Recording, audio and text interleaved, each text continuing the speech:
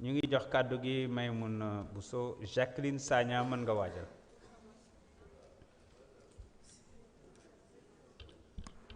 Merci Président. Monsieur le ministre des Infrastructures, recevez mes salutations ainsi que l'ensemble de vos collaborateurs. Honorables députés, bonsoir. Monsieur le ministre, votre ministère représente un défi de bonne gouvernance. Il représente aussi un défi de rationalisation dans les travaux publics. Plus qu'un ministère, c'est le bras armé, on va dire, des constructions publiques. Monsieur le ministre, je crois que pour ceux qui vous connaissent, on aurait pu faire l'économie de beaucoup de doléances aujourd'hui. Pour vous avoir côtoyé, je sais que nous avons sillonné le Sénégal et vous avez été à l'écoute des populations à côté du Premier ministre. Vous savez la plupart de ces doléances. Aucune route, aucun contrée remplie de poussière ne vous est inconnue. Je n'ai aucun doute quant à les compétences qui vous animent et qui vous accompagneront pour la réussite de ce défi. La situation du pays est très difficile. Malgré tout, le ministre des Finances vous accompagne, il se tient à côté de vous pour la réalisation de plusieurs projets de construction dans l'éducation, dans la santé, dans l'enseignement supérieur, dans beaucoup de domaines que le temps, malheureusement, ne me permet pas de citer ici.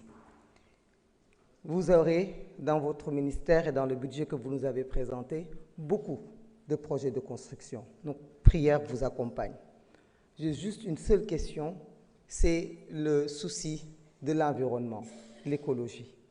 J'aimerais savoir si la plupart de ces chantiers ont des études d'impact écologique, parce que je sais que des chantiers vous en ferez, parce que des plaintes, vous en avez entendu, des problématiques, vous en avez vu, et vous savez de quoi le pays a besoin pour se développer. Monsieur le ministre, aujourd'hui, nous sommes devant un ministère qui, pour la plupart d'entre nous, je peux considérer qu'il est nouveau, puisqu'il catalyse la plupart des projets de construction de plusieurs ministères. Mais je suis sûr que le seul état d'esprit de ce regroupement n'est autre que le souci de contrôler efficacement, avec la rigueur qui est la vôtre, avec la vision qui est celle du Premier ministre, de contrôler efficacement chacun des deniers jusqu'au plus petit des francs, et que ce contrôle puisse être suivi, puisse être sans interruption et puisse être centralisé.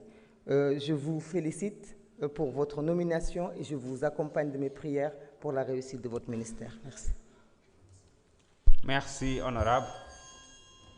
Jacqueline Sagna, vous avez la parole. Ibrahima Mbodj se prépare.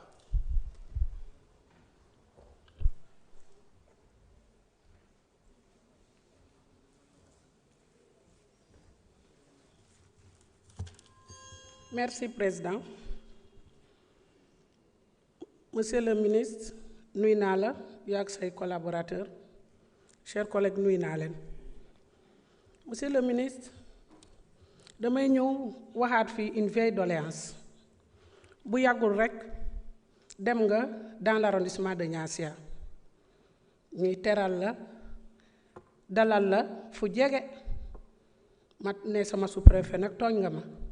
waroon nga ko yóbbu kagit fële bu ko defee lépp lu ma fiy wax mu doon weddi gis bokku ci. Monsieur le ministre, dans l'arrondissement de Niassia am na ñaari mbedd bi nga xam ne Jalan Kagit 12 kilomètres, Brin Bandial 22 kilomètres.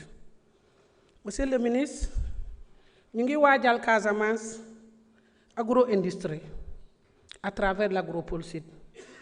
Monsieur le ministre, ma lay xamal ne dëkk yi ma lim te seen mbedd yi baaxul, la matière première bi nga xam ne la matière agroforestier fa la war a jóge war a dem agropole pour ñu mun ko transformer agropole bi mën a dox. Monsieur le ministre, kañ ngay defar ñaari mbedd yooyu? Monsieur le ministre, ma wax fii benn dëkk bi ñu naan Kasu Sénégal ñi doon ay sénégalais boo fay dem mbedd yi may wax mbeddu Kagit moom ngay jël baaxul soo eggee ci dex bi da nga war a jëlaat gaal traversé doxaat des kilomètres dem ka su Sénégal te ñu doon ay sénégalais monsieur le ministre chaque année dama fay dem élection ba élection saa yi ma fa dem ñu ne ma xanaa ñun suñu contrat ak état bokk mooy bu élection jotee ñi yebbal la ne la war naa fa delluwaat ci élection locale yi te foog naa ni doo ma seetaan su ma demaatee ñi waxaat ma la même chose am naa yaakaar lool si yow dam leen digoon ne leen ci élection yi législative yi passé ma ne leen jeex na suñu jëlee nguur bi mbedd yi dinañ ko defar di ngeen am yoon di ngeen am infrastructure parce que benn école sax amul ko su Sénégal dara amu fa dara. Monsieur le ministre ma la daan laaj ndax yow l'étude d'impact environnemental bu aéroport Ziguinchor ndax yow yëg nga ne dañoo rejeté kii bi ñuy le 22 du mois dernier le 22 octobre 2025 à la mairie de Ziguinchor dañoo rejeté woon présentation de son rapport est-ce que yëg nga ko ma bëggoon xam ban taxawaay nga ci war a am monsieur le ministre dañoo ne lu tax ñu rejeté ko. ah jërëjëf Ibrahima Mbodj bizarrement ñi fi nekkul koo ne il se prépare ak mu yegsi Ibou Guèye se prépare. asalaamaaleykum wa rahmatullah gannaaw bi ñu sant yàlla julli si yonente bi sallallahu alayhi wa sallam ñoo ngi nuyu monsieur le président di nuyu monsieur le ministre des infrastructures Déthié Fall di nuyu également ses collaborateurs.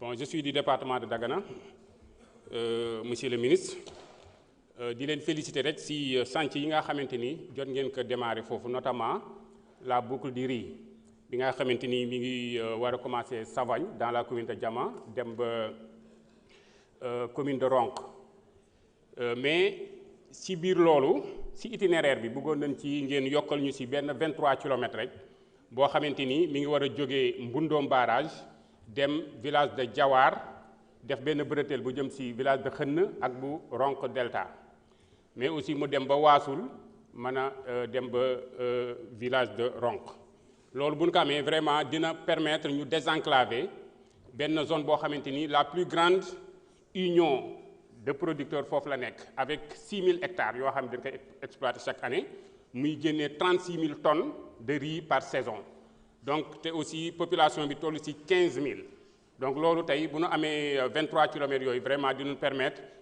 les pertes post-récolte yi nga xamante ni dañ ko daan am foofu vraiment dina wàññeeku te loolu mën nga ko def ci sa programme PDZAM bi mooy programme de désenclavement des zones agricoles et minières. Donc beneen ci des également la ville sainte de Gaïa foofu tamit bu ñu fa mënee am désenclavement parce que cité religieuse la te aussi ñëpp xam na ni c'est le village de El Hadj Malick Sy bu ñu mënee am également